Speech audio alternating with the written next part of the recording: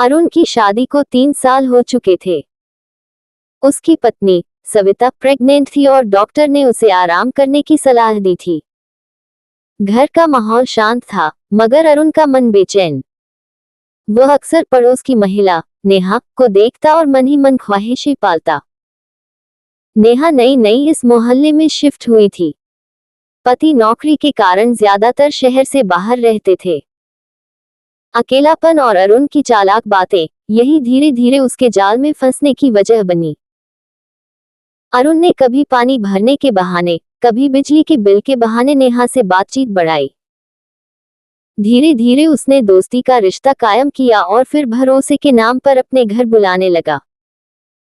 सविता जब आराम के लिए कमरे में रहती, अरुण और नेहा पास आते। अरुण की हवस इतनी बढ़ चुकी थी कि उसे पत्नी की हालत का भी ख्याल न रहा।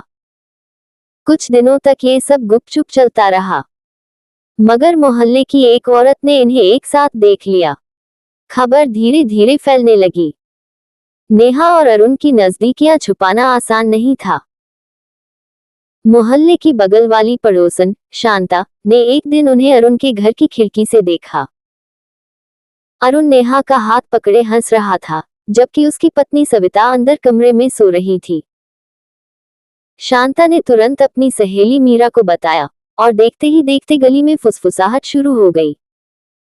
अरुण तो अपनी गर्भवती पत्नी को छोड़कर पड़ोसन के साथ खेल कर रहा है। सविता तक ये बात धीरे धीरे पहुंची।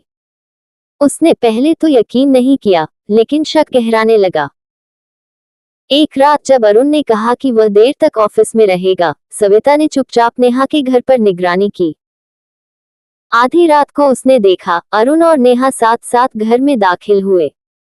उसकी दुनिया बिखर गई, मगर वह चुप रही, क्योंकि उसके पेट में पल रहे बच्चे की धड़कन उसे सहनशील बना रही थी। कुछ दिनों बाद सविता ने सबूत जुटाने का फैसला किया। उसने अपने मोबाइल से चुपके से अरुण और नेहा की तस्वीरें खींच ली। उसने सीधे पुलिस थाने जाकर शिकायत दर्ज करवाई। मेरे पति ने मुझे धोखा दिया है। वो पड़ोसन के साथ शारीरिक संबंध बना रहे हैं। मैं प्रेग्नेंट हूं, मगर उन्होंने मुझे अकेला छोड़ दिया। पुलिस ने एफआईआर दर्ज की और अरुण को हिरासत में ले लिया। पूछताछ में अरुण पहले बहाने बनाता रहा। साहब, सब झूठ है, पड़ोसी मुझे फंसा रहे हैं। लेकिन जब पुलिस ने मोबाइल तस्वीरें सामने रखी और नेहा को बुलाया, तो पूरा सच बाहर आ गया। नेहा ने रोते हुए कहा, मैं अकेली थी, अरुण ने मुझे सहारा दिया।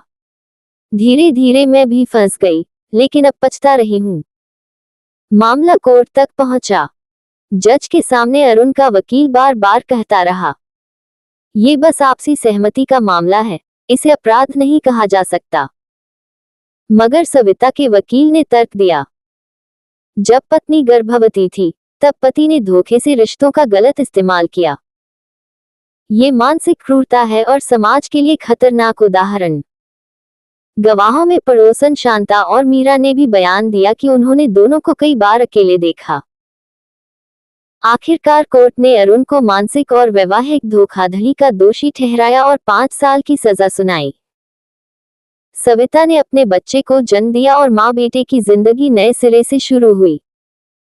उसने अरुण से सारे रिश्ते तोड़ दिए।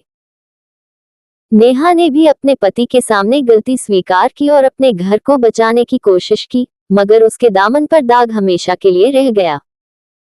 जेल में अरुण दिन रात गुस्से से तिलमिलाता रहता। मुझे सविता ने धोखा दिया है, उसने मुझे फंसा दिया। जब मैं बाहर आऊंगा तो उसे सबक सिखाऊंगा।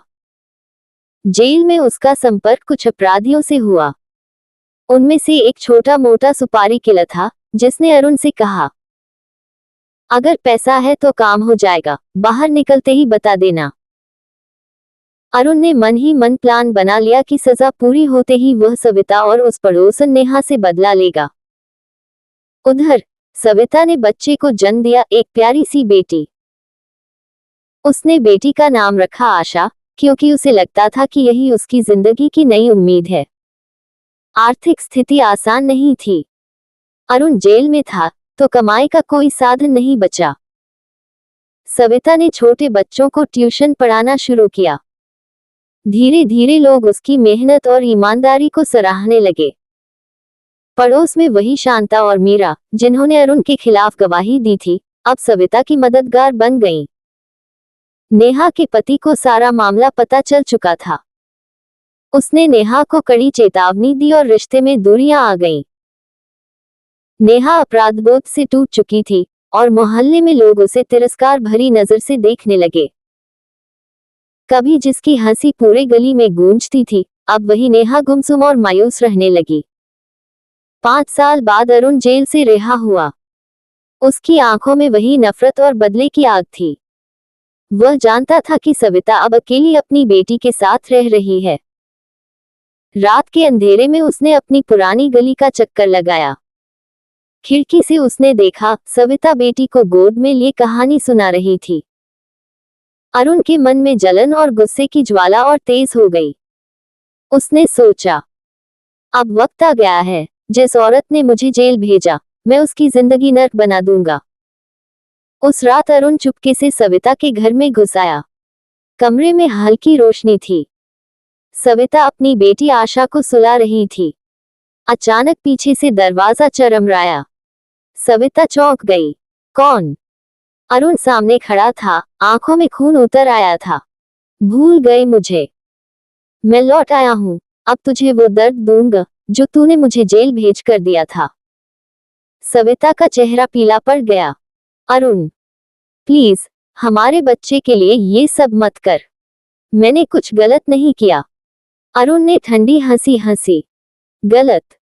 तूने मुझे बेइज्जत किया, मोहल्ले में मेरा तमाशा बना दिया। अब मैं तेरा तमाशा बनाऊंगा। सविता चीखने ही वाली थी कि अरुण ने उसका मुंह दबा दिया। तभी अचानक बाहर से आवाज आई, सविता, दरवाजा क्यों खुला है? सब ठीक तो है? ये शांता थी, वही पड़ोसन जिसने पहले भी सच उजागर किया था। अरुण घबराया। उसने जल्दी से खिड़की से भागने की कोशिश की, मगर शोर सुनकर और पड़ोसी भी इकट्ठा हो गए। किसी ने तुरंत पुलिस को बुला लिया। कुछ ही मिनटों में पुलिस आ गई। अरुण को भागते हुए पकड़ लिया गया। सविता रोती हुई पुलिस से बोली, ये मुझे और मेरी बेटी को मार डालना चाहता था।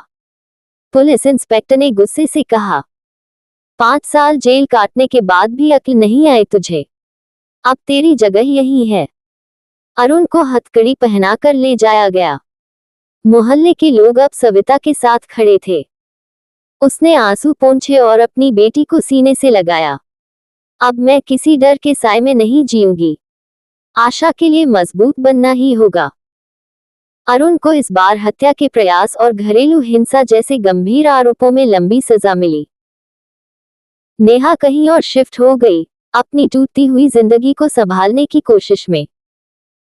सविता और उसकी बेटी आशा ने एक नए घर में जाकर नई शुरुआत की। वह मोहल्ले में औरतों के लिए सहारा बन गई। अगर पति गलत रास्ता चुने तो चुप मत रहो, हिम्मत से खड़े हो जाओ।